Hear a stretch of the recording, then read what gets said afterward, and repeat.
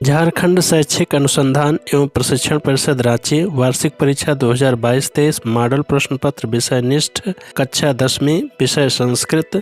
समय 1:30 हो रहा अर्थात 1.5 घंटे। पूर्णांक 40 अंक। सामान्य निर्देशाः ये कुछ सामान्य निर्देश दिए गए हैं। सर्वेषां प्रश्नानां उत्तराणि संस्कृते एव कर्तव्यानि। सभी प्रश्नों के उत्तर संस्कृत में ही दीजिए। अस्मिन् प्रश्नपत्रे त्रयः खण्डाः सन्ति। सर्वेषां प्रश्नानां संख्या 19 अस्ति। अर्थात इस प्रश्न पत्र में 3 खंड हैं और सभी प्रश्नों की संख्या 19 है। प्रश्न संख्या 1तः 7 पर्यन्तम् अति लघुत्तरीय प्रश्नाः सन्ति। अस्य कृते 2 अंकौ निर्धारितौ स्तः। केचन पञ्चानां प्रश्नानाम् उत्तराणि देयानि। प्रश्न संख्या 1 से 7 तक अति लघुत्तरीय प्रश्न हैं। प्रत्येक प्रश्न के लिए 2 अंक निर्धारित हैं तथा किन्हीं 5 प्रश्नों के उत्तर देने हैं। प्रश्न संख्या 8तः 14 पर्यन्तं लघुत्तरीय प्रश्नाः सन्ति। अस्य कृते 3 अंकाः निर्धारिताः सन्ति। केचन पञ्चानां प्रश्नानाम् उत्तराणि देयानि। अर्थात प्रश्न संख्या 8 से 14 तक के प्रश्न लघुत्तरीय प्रश्न हैं। इसके लिए प्रत्येक प्रश्न के लिए 3 अंक निर्धारित है। यहाँ भी किन्हीं 5 प्रश्नों के उत्तर आपको देने हैं। प्रश्न संख्या 15तः 19 पर्यन्तं दीर्घोत्तरीय प्रश्नाः सन्ति। अस्य कृते 5 अंकाः निर्धारिताः। केचन त्रयाणां प्रश्नानाम् उत्तराणि देयानि। अर्थात प्रश्न संख्या 15 से 19 तक यह दीर्घोत्तरीय प्रश्न है। इस प्रत्येक प्रश्न के लिए 5 अंक निर्धारित हैं और किन्हीं 3 प्रश्नों के उत्तर आपको देने हैं। सबसे पहले वीडियो को लाइक करें। अगर चैनल पर नए हैं तो चैनल को सब्सक्राइब करें व बेल नोटिफिकेशन को ऑन कर दें, जिससे वीडियो की नोटिफिकेशन मिलती रहे। नमो नमः। मैं ब्रजेश त्रिपाठी, आप देख रहे हैं संस्कृत विवर्स यूट्यूब चैनल। आइए वीडियो को शुरू करते हैं। खंड क निर्देशः निम्नलिखितं गद्यांशं पद्यांशं नाट्यांशं च पठित्वा केवलं 5 प्रश्नानाम् उत्तराणि एव देयानि। निम्नलिखित गद्यांश पद्यांश व नाट्यांश को पढ़कर केवल 5 प्रश्नों के उत्तर दीजिए। ये गद्यांश देखते हैं। कश्चन निर्धनो जनः भूरि परिश्रम्य किंचित वित्तम उपार्जितवान्। कोई निर्धन व्यक्ति अत्यधिक परिश्रम करके कुछ धन अर्जित किया। तेन वित्तेन स्वपुत्रम एकस्मिन् महाविद्यालये प्रवेशं दाययितुं सफलो जातः। धन से अपने पुत्र को एक महाविद्यालय में प्रवेश दिलाने में सफल हो गया।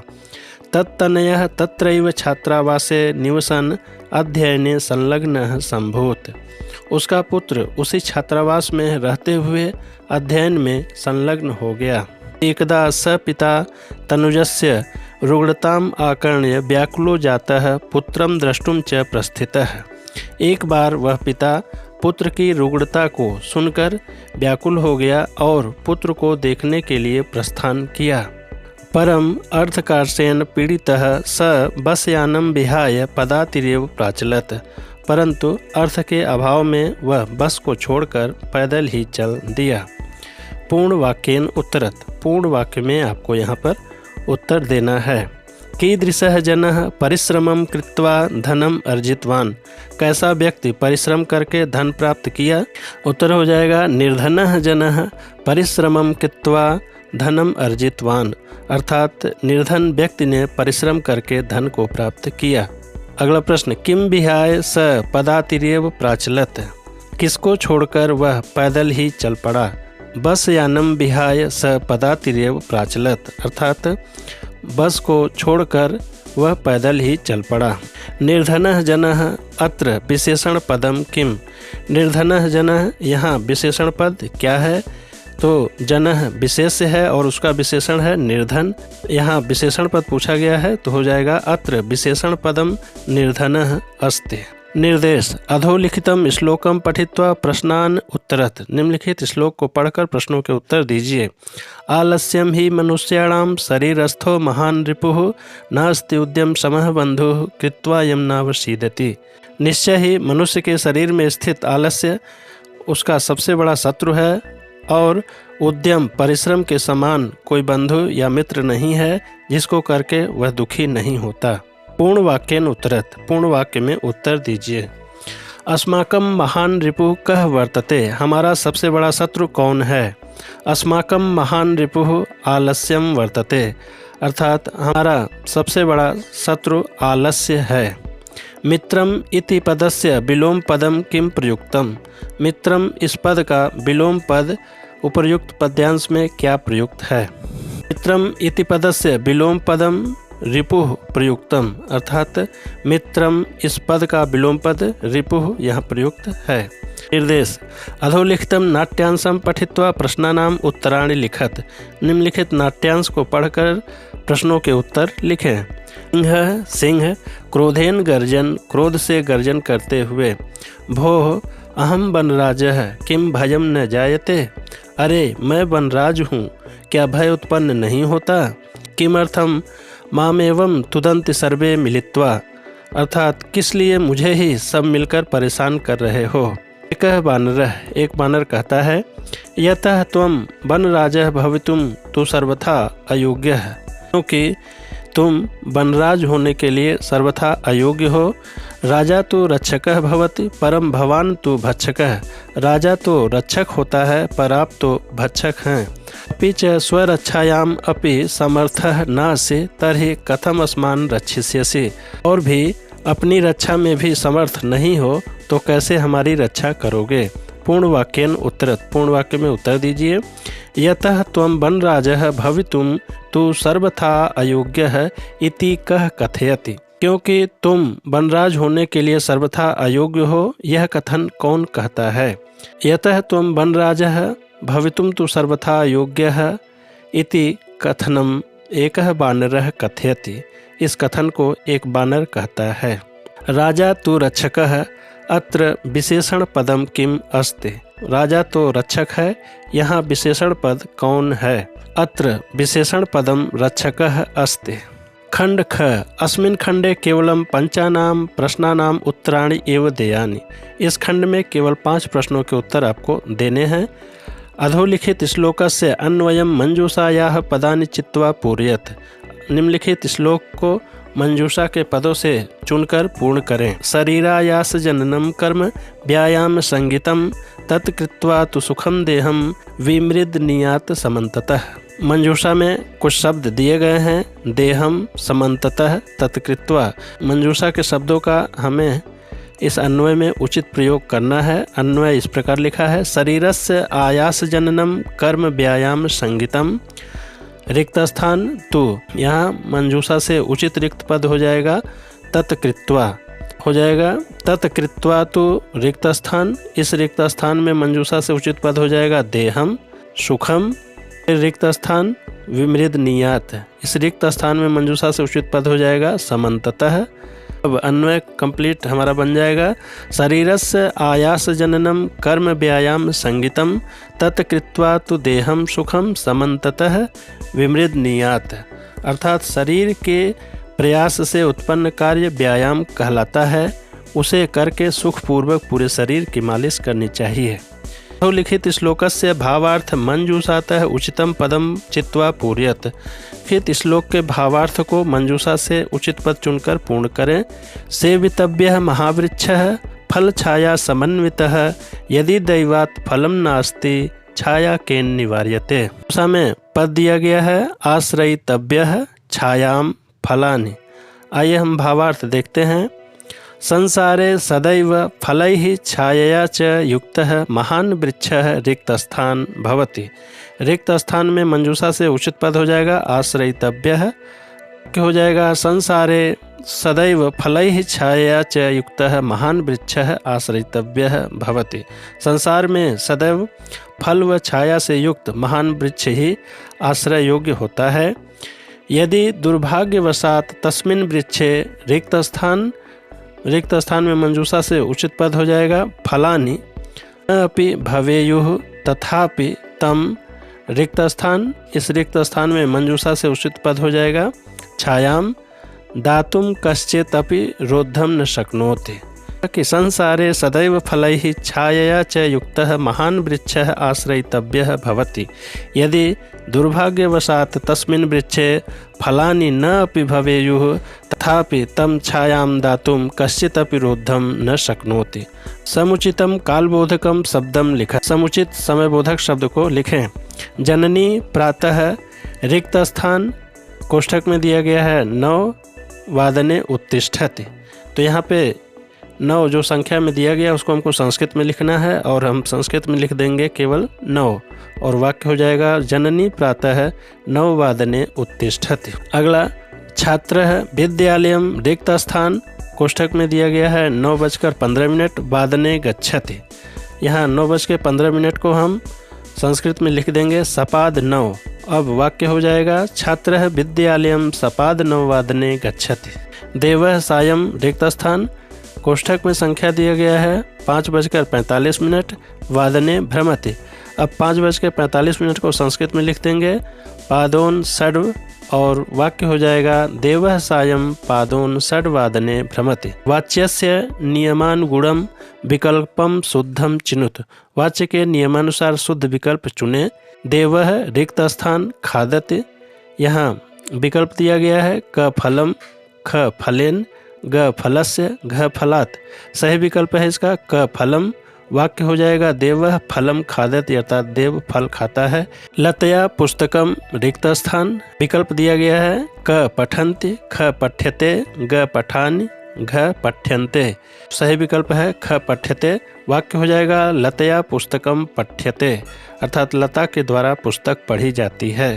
मया उच्चैः रिक्त स्थान विकल्प दिया गया है क हस्यते ख हसति ग हसामि घ हसन्ति। सही विकल्प है क हस्यते। वाक्य हो जाएगा मया उच्चैः हस्यते मेरे द्वारा जोर से हंसा जाता है। रेखांकित पदम अशुद्धम अस्ति शुद्धम कुरुत। रेखांकित पद अशुद्ध है उसे शुद्ध कीजिए। सह पाठम पठन्ति। रेखांकित पद यहाँ पठन्ति अशुद्ध है इसका शुद्ध पद हो जाएगा पठति। दूसरा वाक्य अहम विद्यालयम स्वः गच्छामि। रेखांकित पद है गच्छामि। स्व के साथ भविष्य काल की क्रिया का प्रयोग होता है तो यहाँ हो जाएगा अहम विद्यालयम स्वः गमिष्यामि अर्थात मैं विद्यालय कल जाऊंगा। सह बालिका अस्ति। यहाँ रेखांकित पद सह है प्रथमा विभक्ति पुल्लिंग एक वचन का रूप है जबकि यहाँ पे स्त्रीलिंग प्रथमा विभक्ति एक वचन का शब्द सा होगा और वाक्य हो जाएगा सा बालिका अस्ति। रेखांकित पदानाम समासम विग्रहम व चिनुत। रेखांकित पदों के समास अथवा विग्रह को चुने। मच्छिकाणाम अभावः अत्र विकल्प दिया गया है क मच्छिका भावः ख निर्मच्छिकम घ मच्छिभावः घ निर्मच्छिका। सही विकल्प है ख निर्मच्छिकम। अयोग्य पुरुषः नास्ति। विकल्प दिया गया है क अयोग्य है ख न योग्य है ग आम योग्य है घ न योग्य है। सही विकल्प है ख न योग्य है अयोग्य है। दशरथस्य पुत्रः रामः आसीत्। विकल्प दिया गया है क दशरथाय पुत्रः दशरथ पुत्रः दशरथे पुत्रः दशरथ पुत्राय। सही विकल्प है ख दशरथ पुत्रः। अधोलिखित समानार्थक पदैः मेलनम कुरुत। निम्नलिखित समानार्थक पदों का मिलान करें। चक्षुभ्याम आँखों से का मिलान हो जाएगा नेत्राभ्याम। जवेन जिसका अर्थ होता है तेजी से तो इसका मिलान हो जाएगा तीव्र गत्या। इंद्रः का मिलान हो जाएगा देवराजः। शीघ्रम जिसका अर्थ होता है जल्दी यह हो जाएगा अचिरम। बलिवर्दः का अर्थ होता है बैल इसका मिलान हो जाएगा वृषभः से।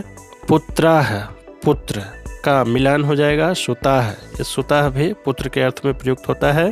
खंड ग अस्मिन् खंडे केवलम त्रयाणाम प्रश्नानाम उत्तराणि एव देयानि। इस खंड में केवल 3 प्रश्नों के उत्तर देने हैं। आइए प्रश्न देखते हैं। अवकाशाय प्रधानाध्यापकं प्रति लिखितम इदं पत्रम मंजूषा सहायतया पूरयत।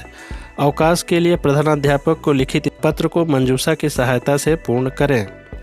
यहाँ मंजूषा में पद दिए गए हैं।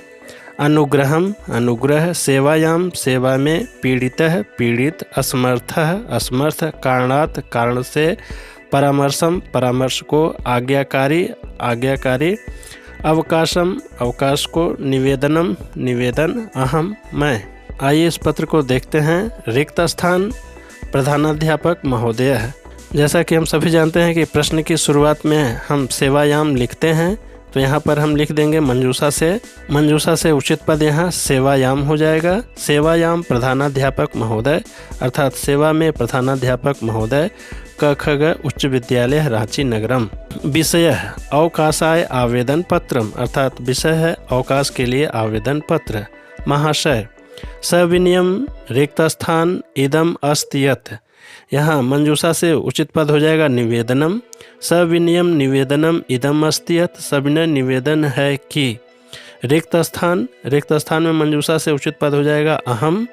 ह्यः ज्वरेण रिक्त स्थान आसम, यहाँ मंजूषा से उचित पद हो जाएगा पीड़ितः। अब वाक्य हो जाएगा अहम ह्यः ज्वरेण पीड़ितः आसम, मैं कल बुखार से पीड़ित था। अस्मात् रिक्त स्थान में मंजूषा से उचित पद हो जाएगा कारणात्। अस्मात् कारणात् अहम विद्यालयम आगन्तुम रिक्त स्थान अस्मि, रिक्त स्थान में उचित पद हो जाएगा असमर्थः। वाक्य हो जाएगा अस्मात् कारणात् अहम विद्यालयम आगन्तुम असमर्थः अस्मि, इस कारण से मैं विद्यालय में उपस्थित होने में असमर्थ हूँ। चिकित्सकः मम कृते विश्रामं कर्तुम रिक्त स्थान दत्तवान, रिक्त स्थान में मंजूषा से उचित पद हो जाएगा परामर्शम। वाक्य हो जाएगा चिकित्सकः मम कृते विश्रामं कर्तुम परामर्शम दत्तवान, चिकित्सक ने मुझे विश्राम करने का परामर्श दिया है। अतएव त्रयाणाम दिवसानाम रिक्त स्थान प्रदाय, रिक्त स्थान में मंजूषा से उचित पद हो जाएगा अवकाशम। वाक्य हो जाएगा अतएव त्रयाणाम दिवसानाम अवकाशम प्रदाय, अतएव इसलिए 3 दिनों का अवकाश प्रदाय देकर ममोपरि भवान रिक्त स्थान करोतु, रिक्त स्थान में मंजूषा से पद हो जाएगा अनुग्रहम। ममोपरि भवान अनुग्रहम करोतु, अर्थात मेरे ऊपर आप अनुग्रह करें। एतदर्थ सदैव ऋणी भविष्यामि, मैं सदैव आभारी रहूँगा। स धन्यवाद। भवतः रिक्त स्थान छात्र है, तो यहाँ उचित पद मंजूषा से हो जाएगा आज्ञाकारी, हो जाएगा भवतः आज्ञाकारी छात्र, आपका आज्ञाकारी छात्र महेश्वरः कक्षा 9वीं। तिथि मंजूषा में कोई तिथि अंकित नहीं है, तो यहाँ पर हम अपने इच्छानुसार कोई डेट लिख सकते हैं। वैसे परीक्षा की तिथि आप यहाँ पर लिख सकते हैं। चित्रम दृष्ट्वा संस्कृते 5 वाक्यानि विरचयत, चित्र को देखकर संस्कृत में 5 वाक्य बनाएं। चित्र वर्णन से पहले हम मंजूषा में दिए गए पदों को देख लेते हैं। नदी, जनाः, तरन्ति, वार्तालापम, क्रीडतः, नदी तीरे, वृक्षः, व्यायामम, शीतलम, जलम, अधः, नद्याम। आइए व्याकरण की दृष्टि से शुद्ध सामान्य 5 वाक्य बनाते हैं। तो जैसा कि यह चित्र देखने से ही प्रतीत हो रहा है कि यह नदी का चित्र है और उसके तट पर विभिन्न लोग खेल रहे हैं। तो सबसे पहला वाक्य हम बनाएंगे इदम चित्रम नद्याः अस्ति, यह चित्र नदी का है। यहाँ दिख रहा है कि इस नदी में 3 लोग तैर रहे हैं, तो हम इसको लिखेंगे अस्मिन् चित्रे जनाः तरन्ति।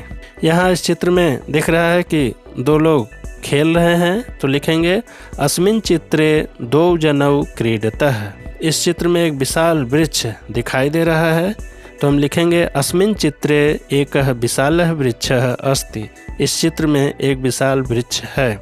इस चित्र में दिखाई दे रहा है कि 2 लोग आपस में कुछ बात कर रहे हैं, तो लिखेंगे अस्मिन् चित्रे 2 जनौ वार्तालापम कुरुतः, इस चित्र में 2 लोग आपस में वार्तालाप कर रहे हैं। मम विद्यालयः इति विषयम् अधिकृत्य संस्कृते 5 वाक्येषु मंजूषा सहायतया अनुच्छेदम लिखत, मेरा विद्यालय इस विषय पर आधारित संस्कृत में 5 वाक्यों में मंजूषा की सहायता से अनुच्छेद लिखें। मंजूषा के शब्द दिए गए हैं।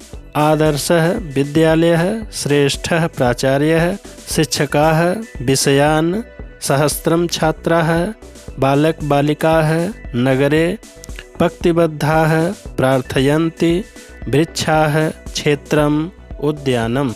आइए इन शब्दों के आधार पर शुद्ध 5 वाक्य बनाते हैं। पहला, मम विद्यालयः आदर्श विद्यालयः अस्ति, मेरा विद्यालय आदर्श विद्यालय है। अत्र सहस्रम छात्राः पठन्ति, यहाँ हजारों छात्र पढ़ते हैं। विद्यालये एकम क्रीडा क्षेत्रम अस्ति, विद्यालय में एक क्रीडा क्षेत्र है। विद्यालये एकम उद्यानम अस्ति, विद्यालय में एक उद्यान है।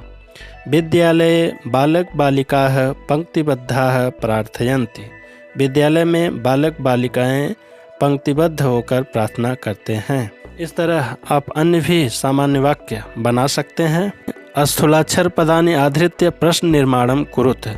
मोटे छपे अक्षरों को या रेखांकित वाले पदों के आधार पर प्रश्न निर्माण करें। सेविना बिना इदम दुष्करम कार्यम कह कुर्यात। यहाँ रेखांकित पद सेविना है। सेविना तृतीय विभक्ति एक वचन में है। प्रश्नवाचक शब्द भी तृतीय विभक्ति एक वचन का होगा। केन हो जाएगा प्रश्न। केन बिना इदम दुष्करम कार्यम कह कुर्यात। उसके बाद हम प्रश्नवाचक चिन्ह लगा देंगे। प्राणेभ्यो अपि प्रियः सुहृतः। यहाँ रेखांकित पद सुहृत है। सुहृत का प्रश्नवाचक शब्द हो जाएगा कह। वाक्य बन जाएगा प्राणेभ्यो अपि प्रियः कह, अर्थात प्राणों से भी प्रिय कौन है। आर्यस्य प्रसादेन मे वणिज्या अखंडिता। यहाँ रिक्त स्थान है आर्यस्य, जो षष्ठी विभक्ति एक वचन में है, तो प्रश्नवाचक शब्द भी षष्ठी विभक्ति एक वचन का हो जाएगा कस्य। प्रश्नवाचक वाक्य हो जाएगा कस्य प्रसादेन मे वणिज्या अखंडिता। यहाँ बाद में प्रश्नवाचक चिन्ह भी लगा देंगे। प्रीताभ्य प्रकृतिभ्य राजानः प्रतिप्रियमिच्छन्ति। यहाँ रेखांकित पद राजानः है, जो प्रथम विभक्ति बहुवचन का है, तो प्रश्नवाचक शब्द भी प्रथम विभक्ति बहुवचन का हो जाएगा के। प्रश्नवाचक वाक्य हो जाएगा प्रीताभ्य प्रकृतिभ्य के प्रतिप्रियमिच्छन्ति। इसके बाद प्रश्नवाचक चिन्ह लगा देंगे। त्रीणानाम अग्निना सह विरोधो भवत। यहाँ रेखांकित पद त्रीणानाम षष्ठी विभक्ति बहुवचन में है, तो प्रश्नवाचक शब्द भी षष्ठी विभक्ति बहुवचन का हो जाएगा केशाम। प्रश्नवाचक वाक्य हो जाएगा केशाम अग्निना सह विरोधो भवति। बाद में प्रश्नवाचक चिन्ह लगा देंगे। अधोलिखित वाक्यानि घटनाक्रमानुसारेण योजयत। निम्नलिखित वाक्यों को घटनाक्रम के अनुसार जोड़ें। जम्बूक कृतोत्साह व्याघ्र पुनः काननम आगच्छत। दूसरा वाक्य दिया गया मार्गे सा एकम व्याघ्रम अपश्यत। तीसरा है व्याघ्रम दृष्ट्वा सा पुत्रौ ताड़यन्ति उवाच अधुना एकम एव व्याघ्रम विभज्य भुज्यताम। चौथा पद दिया गया है व्याघ्रमारी इयमिति मत्वा पलायितः। और अंतिम वाक्य दिया गया है बुद्धिमती पुत्रद्वयेन उपेता पितुर्गृहं प्रति चलिता। अब इसको हम घटनाक्रम के अनुसार करेंगे, तो सबसे पहले जो अंग के स्थान पर दिया गया है बुद्धिमती पुत्रद्वयेन उपेता पितुर्गृहं प्रति चलिता। यह पहला वाक्य हो जाएगा कि बुद्धिमती अपने दो पुत्रों को लेकर पिता के घर चल पड़ी। फिर दूसरा सही वाक्य होगा मार्गे सा एकम व्याघ्रम अपश्यत। मार्ग में उसने एक बाघ को देखा। तीसरा वाक्य होगा व्याघ्रम दृष्ट्वा सा पुत्रौ ताड़यन्ति उवाच अधुना एकम एव व्याघ्रम विभज्य भुज्यताम।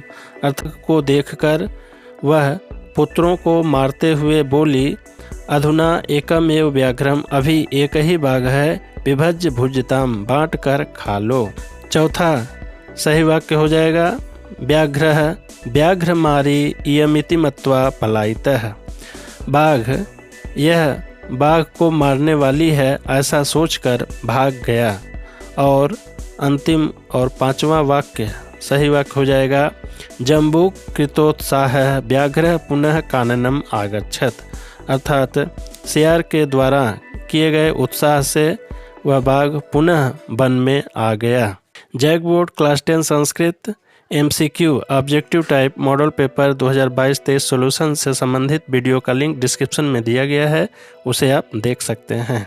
वीडियो अच्छा लगा तो चैनल को लाइक करें, सब्सक्राइब करें, बेल आइकन को जरूर प्रेस कर दें। शुभम भूयात्, पुनर्मिलामः। धन्यवाद।